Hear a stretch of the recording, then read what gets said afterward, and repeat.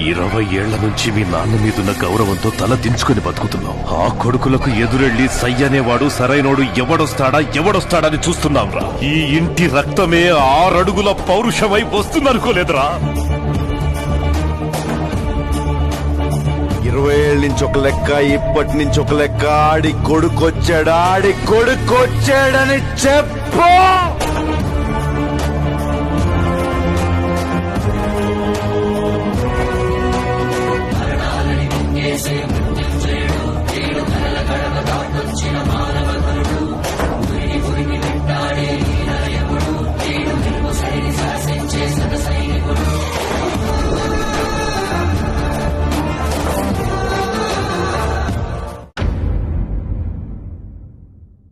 ఇరవై ఏళ్ల నుంచి మీ నాన్న మీదున్న గౌరవంతో తల దించుకుని బతుకుతున్నాం. ఆ కొడుకులకు ఎదురెళ్లి సయ్యనేవాడు సరైనోడు ఎవడొస్తాడా